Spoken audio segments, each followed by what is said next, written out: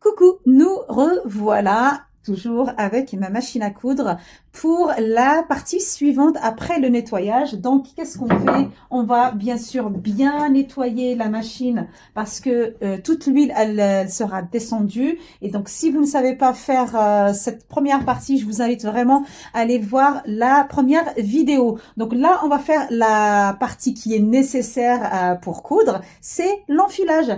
Ça a l'air tout simple, mais croyez-moi, si on enfile mal une machine à coudre, elle ne va pas coudre. Si on enfile mal une machine à coudre, elle va faire des sautés. Si on enfile mal une machine à coudre, elle va faire elle va craquer le fil. Donc à chaque fois, à chaque problème, il y a une solution, il y a une chose de base qui n'aura pas été faite. Donc la base, c'est quoi? C'est un bon enfilage. Et pour un bon enfilage, il faut avoir déjà du fil.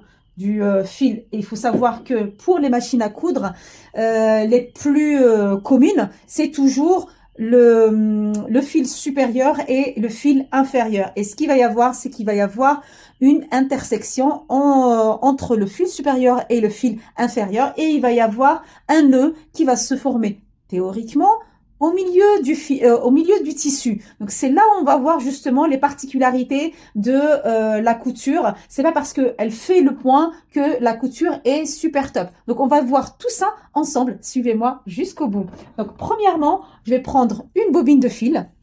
Généralement, les bobines, on va les utiliser pour les machines familiales. Donc, j'ai pris exprès cette machine-là et je vais vous montrer aussi sur l'autre machine pour vous montrer la différence et juste comprendre c'est quoi le principe. Il n'y a rien à dire, c'est toujours guide fil. Ensuite, nous avons bloc de tension et ensuite, nous avons le releveur de fil et ensuite, nous avons l'aiguille. Donc, si vous apprenez ces 4 choses, vous aurez compris quelle est la méthode exacte pour faire l'enfilage, un bon enfilage pour la machine à coudre. Et toutes les machines, croyez-moi que toutes les machines, c'est pareil. C'est juste ce qui va différer d'une machine à l'autre, et c'est pour ça qu'on va en faire 2, c'est la forme. Par exemple du bloc de tension généralement, la forme du releveur de fil, la forme surtout des guides fils, c'est ça s'appelle un guide fil, c'est par là qu'est guidé le fil pour pouvoir justement traverser ce chemin-là et pour qu'il ne soit pas, voilà, qu'il n'aille pas à gauche ou à droite, c'est une balise, c'est comme une route, donc il faut qu'il aille par là exactement. Donc suivez-moi. Donc premièrement, je prends ma bobine de fil. Donc, je mets directement que je vais positionner à ce niveau. Voilà. Après, vous pouvez avoir un cône. Et si vous avez un cône, et là, vous le mettez vraiment derrière. Donc, vous le mettez vraiment derrière. Et ensuite, on va prendre notre fil. Voilà. On va prendre notre fil. Voilà. Mais sinon, là, pour la vidéo, je vais utiliser, je sais pas si on le voit bien. Sinon, je vais utiliser l'autre bobine, comme ça on verra bien, et hop, et là je vais caler avec le cale-bobine. Donc ensuite, qu'est-ce qu'on appelle les guides fils? Donc tous ces petits points, vous voyez, ça c'est un guide fil, ça c'est un guide fil, donc ça il va passer par là, il va pas passer par là, parce que ça c'est un système de régulation de la tension du fil, mais c'est pas pour notre fil supérieur, on verra ça plus tard. Donc, ça, c'est un guide fil. Ensuite, ça, par exemple, c'est un guide fil. Vous allez avoir aussi un autre petit ressort à ce niveau. C'est un guide fil. Donc, ça aussi, juste cette partie-là, ça aussi, c'est un guide fil. Donc, tout ce qui va aider à ce que le fil passe exactement par là, on appellera ça un guide fil. Donc, hop, et ce qui est magique généralement sur les machines familiales, c'est que vous n'avez pas besoin à chaque fois de faire ça, par exemple, pour le faire rentrer. Voilà, on n'a pas besoin de faire rentrer par le trou et voilà, vous voyez, par le trou ici, on n'a pas besoin de faire rentrer. Donc, simplement, généralement, tous les guides fils d'une machine familiale, c'est hop, je fais ça. Vous voyez ? Je refais, hop, donc je fais dans ce sens. Hop, voilà. Donc je fais ça, il rentre. Ensuite, pareil, ici aussi, bon là il n'est pas bien rentré parce que je l'ai fait avec Voilà. Donc là, il est bien rentré. Il faut que le fil puisse se défiler facilement. Voilà. À ce niveau, hein. On n'est pas encore arrivé en bas. Ensuite, je vais passer par ce deuxième guide fil, juste celui-là. Hop. Là aussi, pareil, je rentre. Je suis pas obligée de faire rentrer. Ensuite, voilà. Donc là, on est d'abord passé par les guides fils. Donc, je vous ai dit, premièrement, guide fil. Deuxièmement, le bloc de tension. Ça, c'est ce qu'on appelle le bloc de tension. Et on va voir avec l'autre machine ce que ça va donner. Donc, je fais le bloc de tension. Alors, il est impératif que le pied de biche ou le pied presseur, concrètement, on appelle ça le pied presseur. Communément, on l'appelle pied de biche parce qu'il ressemble à un pied de biche, carrément. Et donc, du coup, il faut qu'il soit au point mort haut. C'est-à-dire, il faut qu'il soit relevé. Pourquoi? Parce qu'un bloc de tension, il est fait pour quoi? Pour serrer le fil. Donc, si il est en bas, je ne peux pas faire rentrer mon fil ici facilement. Donc, je suis obligée de remonter. Et ensuite, hop, vous voyez les disques qu'il y a ici? Donc, concrètement, il y a des disques à ce niveau. Voilà, il y a des disques. Attendez.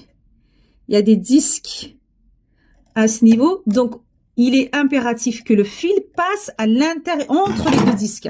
C'est pas à côté. C'est pas ici. Vous voyez? Ce n'est pas avant le disque. C'est vraiment ici, entre le disque. C'est pour ça qu'il est impératif de remonter le pied presseur. Donc, voilà. Hop, il est là. Donc, quand je sens que je suis bien entre les deux disques, là, hop, je place. Et ensuite, vous allez voir un petit ressort ici. C'est pour ça que vous allez voir les nouvelles machines, elles n'ont plus ce système-là. Parce que parfois, il faut être quand même un peu connaisseur et comprendre le principe.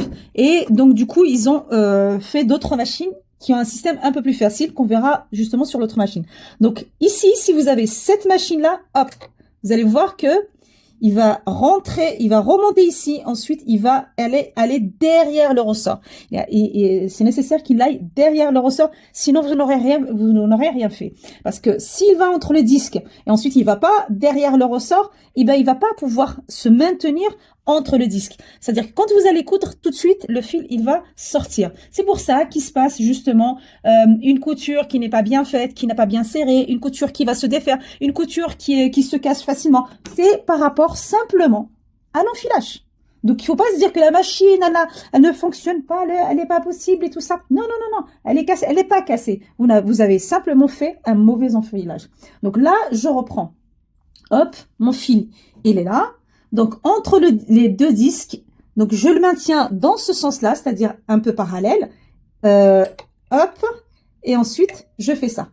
Et là, je vais aller derrière ce guide fil. Vous voyez, ce guide, ça, ce que je disais tout à l'heure, c'est un guide fil. Donc, je vais aller derrière ce guide fil-là. Et pareil pour cette deuxième partie. Donc, une partie, elle va aller là, et l'autre partie, elle va aller là.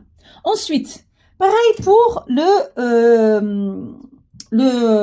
releveur de fil. Ça, on appelle ça un releveur de fil. Vous voyez cette partie-là? On appelle ça un releveur de fil ou un tendeur de fil. C'est la même chose. Donc, vous voyez, regardez. Hop. Voilà. Il sort. Il rentre. Concrètement, qu'est-ce qu'il fait? Il va lâcher le fil. Voilà. Vous voyez? Quand il est en bas, au point mort bas, il va lâcher le fil et hop, ensuite il remonte. Et quand il remonte, il va tendre le fil. Et c'est pour ça qu'on l'appelle le tendeur de fil. Donc, si il ne passe pas par là, vous allez avoir une casse de fil. Donc, si vous avez une casse de fil, directement, vous regardez ici si vous avez bien mis au releveur de fil. Donc, comme je vous ai dit, chaque problème, théoriquement, d'une couture mal faite, vous allez trouver la solution. Allez, hop, c'est parti. Donc, là, pareil. J'ai pas besoin de rentrer comme ça. Donc, comme le tendeur de fil, il a une forme qui fait que, hop, je descends et hop, je remonte. Et ça y est, il est dans le trou. Ou alors, si vraiment ça vous plaît d'aller dans le trou, allez-y. Ensuite, on va revenir à des guides fil et on va revenir à un autre guide fil. Mais le principe de base, c'est toujours, premièrement, guide fil. Voilà, tout ça, c'est-à-dire je pose ma bobine, j'ai mes premiers guides fil. Ensuite, bloc de tension, c'est la deuxième position. Troisième position, c'est le tendeur de fil. Et ensuite, dernière position, c'est l'aiguille. Et bien sûr, du tendeur de fil jusqu'à l'aiguille, c'est, il y a des guides. Donc, hop, je fais ça. Et pareil, j'ai un autre guide fil ici. Et ensuite, je vais faire rentrer l'aiguille, le fil dans l'aiguille. Donc, le fil, alors des fois, vous allez avoir une aiguille en face, des fois, vous allez avoir une aiguille de côté. Mais ça, vous cassez pas la tête. C'est en gros le chat de l'aiguille, le trou de l'aiguille, il va suivre le crochet. On appelle ça le crochet, c'est-à-dire où est-ce qu'il va se loger là, le boîtier. Donc, le boîtier pour cette machine-là. Donc, voilà. Je prends mon petit boîtier et ensuite, je vais le positionner. De quelle manière je vais positionner? Il faudrait que quand je déroule, si je déroule comme ça, il tourne dans le sens contraire des aiguilles d'une montre. Mais si je déroule dans ce sens, là, il tourne dans le sens des aiguilles d'une montre. Donc, s'il tourne dans le sens des aiguilles d'une montre, c'est comme ça que je vais positionner simplement ma canette. Et pour ce système-là, et voilà. Elle va directement se loger. Ensuite, ce qui est important, pareil, sinon vous allez avoir un mauvais point, c'est qu'on a une petite encoche ici. Et ça, c'est ce qui va servir de ce qu'on appelle la tension. C'est-à-dire, c'est comme si c'était un bloc de tension. C'est-à-dire que faut comprendre que le fil, il faut qu'il soit tendu et lâché à la juste mesure. Donc, pareil, pour le haut, ça va être le bloc de tension qui va... C'est pour ça que vous avez des numérotations ici. C'est-à-dire que vous allez devoir serrer ou desserrer à la juste mesure pour qu'il soit tendu et relâché à la juste mesure. Et c'est la même chose en bas. Donc, c'est par la petite encoche par laquelle on est rentré. C'est ça qui fait simplement le serrage du fil inférieur. Et par contre, à ce niveau-là, il faudrait enlever complètement le crochet pour pouvoir serrer et desserrer. Je vous montrerai ça dans une autre vidéo si vous le souhaitez, bien sûr. Donc voilà, une fois qu'on a fait ça, une fois qu'on a fait notre enfilage supérieur et une fois qu'on a fait notre enfilage inférieur, d'ailleurs il va falloir vérifier, là vous allez avoir une certaine mesure du fil qui se défile, d'accord? Il va se défiler à une certaine tension, mais si je ne le mets pas dans l'encoche, donc je vais faire hop, je vais le faire sans l'encoche, hop. Là, déjà, elle remonte la canette et en plus, il se défile facilement. Donc, l'idée, il faudrait qu'il soit, hop, voilà. Et maintenant, la dernière chose à faire qui est super importante, c'est, hop, c'est de prendre le fil comme ça, vraiment de le lâcher, de le prendre, mais de le lâcher. Et ensuite, de tourner le volant vers l'avant, bien sûr. Et là, vous allez voir ce qui se passe.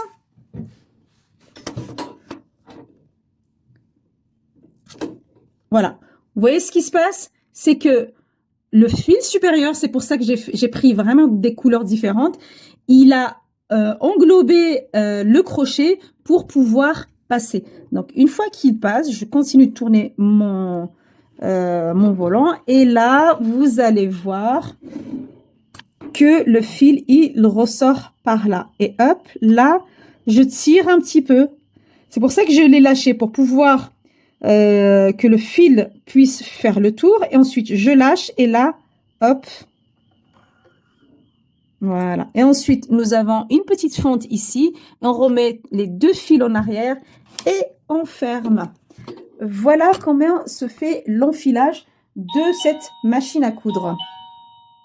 Recoucou, c'est parti pour la deuxième machine, donc une autre fonctionnalité. Comme je vous ai dit tout à l'heure, là on a un bloc de tension qui est visible et là on a un bloc de tension qui est complètement encastré, il est caché. Donc ce qu'on va faire, c'est on va faire l'enfilage et vous allez voir la différence. Et ici c'est encore plus simple. Regardez, vous savez, tout est numéroté 1, 2, 3, 4 et vous allez voir que vous allez retrouver le même principe, c'est-à-dire on a guide fil, ensuite deuxième chose, toujours bloc de tension, sauf que le bloc de tension ici, il est sous cette forme-là. Troisième chose, ça va être ça va être le releveur de fil qui est complètement caché par rapport à ici. Alors, c'est une histoire de sécurité hein, qu'ils ont fait, qu'ils ont changé à cette forme-là. Donc, ensuite, une fois qu'on a fait la troisième position, c'est-à-dire releveur de fil, on va descendre à l'aiguille. Bien sûr, il y aura toujours des guides fil entre tout ça. Alors, suivez-moi.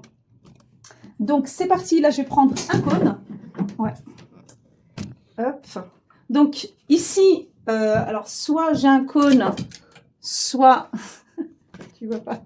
Ouais, rapproche un peu plus. Voilà. Soit j'ai un cône, soit j'ai une bobine de fil. Donc, on va remonter. Et on va placer ici.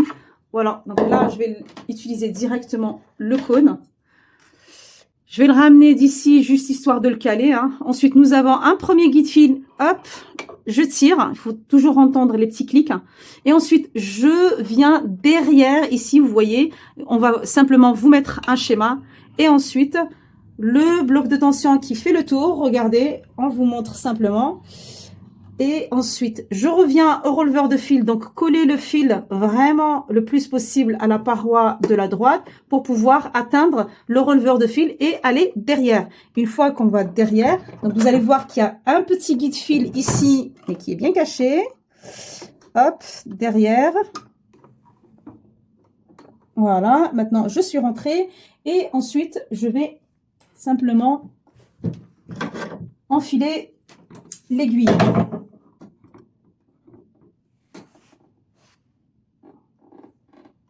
Voilà. Et je vais faire maintenant la même chose. Pareil, donc quand je tourne et que ça tourne dans le sens contraire des aiguilles d'une montre, non, ça veut dire qu'il va falloir la tourner dans ce sens-là. Il faut qu'elle tourne dans le sens des aiguilles d'une montre. Et ensuite, je positionne. Vas-y, je te montre. Et je positionne ici, à l'intérieur de ce qu'on appelle le crochet. Et pareil, il y a une fente. Il faudrait vraiment passer derrière la fente. Voilà. Hop. Voilà, là c'est passé. Et là, vous allez voir que quand je tourne, ça résiste. Si ça ne résiste pas, ça veut dire que le fil n'est pas passé derrière. Et toujours pareil, je vais prendre mon fil supérieur, je vais le prendre de cette manière, c'est-à-dire je lâche et je le maintiens quand même. Et ensuite, hop, je fais ça et hop, le fil, il y a un truc qui s'accroche. Attends, voilà.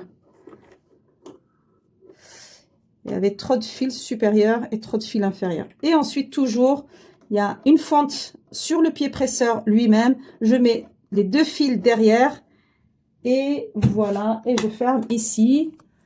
Et nous allons terminer. Donc, le prochain cours, ça va être justement de pouvoir régler le fil supérieur et le fil inférieur de ce que je vous ai expliqué tout à l'heure par rapport à la tension du fil supérieur et à la tension du fil inférieur et comment pouvoir faire le réglage. Donc, je vous invite à me poser vos questions et abonnez-vous surtout pour voir plus de vidéos.